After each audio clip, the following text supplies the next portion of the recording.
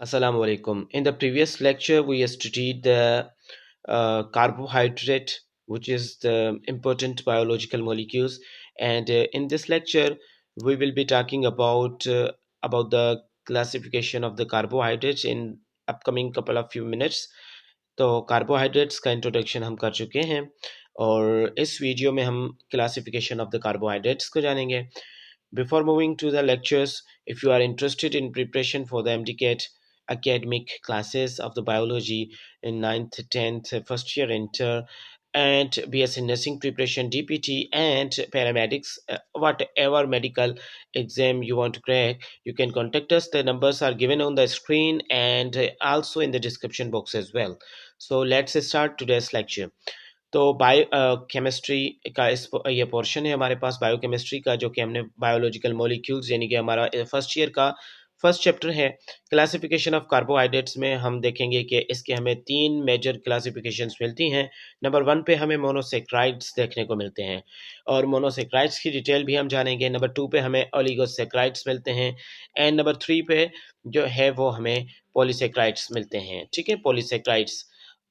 Saccharides words पे confuse नहीं होना. प्रीवियस लेक्चर में आपको सेक्राइड्स का मैं मतलब समझा चुका हूँ. सेक्रम का, saccharide, these are all the nicknames are the synonyms of the carbohydrate. Okay, so monosaccharide की अगर हम बात करें तो मोनोसेक्राइड जो है वो एक यूनिट पे, सिंगल यूनिट पे हमारे पास मुश्तमिल होता है एंड ओलिगोसेक्राइड 2 से 10 यूनिट पे मुश्तमिल होते हैं और 2 यूनिट पे मुश्तमिल को आप डायसेक्राइड भी कह सकते हैं. ठीक है, ये एक और टर्मिनोलॉजी यहाँ पे हमारे बुक फर्स्ट ईयर में मेंशन्ड है. लेकिन overall these three are the major categories. Polysaccharides की अगर हम बात करें तो पॉलीसेक्राइड्स जो है 10 यूनिट से. If the carbohydrate is composed of 10 plus, यानी कि more than 10 units, you can call it polysaccharide. Okay, let's discuss in detail monosaccharides. So monosaccharides हमारे पास क्या होते हैं? As the word itself describe itself.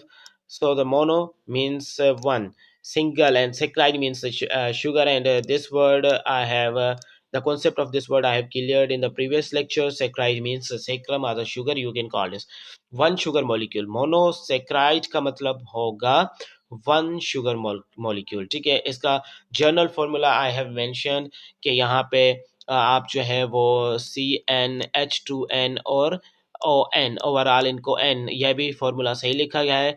CH2 और O यहाँ पे. ठीक है, एम्पेरिकल फॉर्मूला भी देख सकते हैं इसको. And when we put the whole number then it will be good for us. अब मोनोसेक्राइड्स आर द शुगर, या आप ऐसा कह सकते हैं ये ऐसी सेक्राइड्स हैं जिनको आप फर्दर हाइड्रोलाइज नहीं कर सकते. यानी कि अगर आप इसको हाइड्रोलाइज करने की कोशिश करें, इसको वाटर में डिसॉल्व करने की कोशिश करें, तो हम अनसक्सेसफुल होंगे just because these are only one unit. तो वन यूनिट को हम फर्दर जो है वो हाइड्रोलाइज नहीं कर सकते. तो from these three major groups, इसकी यानी कि ये एक स्पेशल फीचर है कि they can not be, monosaccharides can not be hydrolysed. उसके बाद अगर हम बात करें इनके एम्पेरिकल फार्मूले की, तो एम्पेरिकल फार्मूला हमें कुछ इस तरह से CH2O को तहत मिलेगा. ठीक है, और राइबोज है जैसे कि 5 कार्बन शुगर है. ठीक है, राइबोज को आप पेंटोज शुगर भी कह सकते हैं. और फ्रक्टोज का अगर हम मिसाल देखें तो C6H12 एंड O6. ठीक है, ये इसका क्या है, सेकेंड एग्जाम्पल है. अब ये हमें जो भी मोनोसेक्राइड्स मिलेंगी वो क्रिस्टलाइन फॉर्म में होंगी. टेस्ट में ये क्या होंगी, स्वीट होंगी और ये सोल्यूबल इन वाटर होंगी. ये फीचर्स जो है आपने मोनोसेक्राइड्स के याद रखने हैं. फर्स्ट पे जो रखना है आपने फीचर याद, वो they can not be hydrolysed. उसके बाद क्रिस्टलाइन फॉर्म में होंगी. And then the next feature that need to be memorized properly is sweet in taste and soluble in water. These four are enough. Okay, classification की अगर हम देखें, इनकी बात करें तो ये कार्बन एटम पे मुश्तमिल करता है और कार्बन एटम के तहत ही इनको लास्ट में इनकी क्लासिफिकेशन में OS जो है वो दिया जाता है. ये कुछ लेटर्स हैं. ग्रीक टर्मिनोलॉजी के पीछे अगर आप OSE ऐड कर देते हैं तो these will form a separate group. Just because जैसे कि ट्राई है तो ट्रायोज हो जाएगा, मीन्स के 3 कार्बन. ठीक है, जैसे कि हमें ग्लाइसरॉल एल्डिहाइड और डिहाइड्रोक्सी एसीटोन मिल जाते हैं. ठीक है। उसके बाद अगर हम टेट्रोस की बात करें, जो कि मोस्ट रेयर आप कह सकते हैं इसको, लेकिन ये सब बैक्टीरिया में पाई जाती है। तो टेट्रोस यानी कि चार को कहा जाता है। अब ये चार कार्बन टेट्रोस।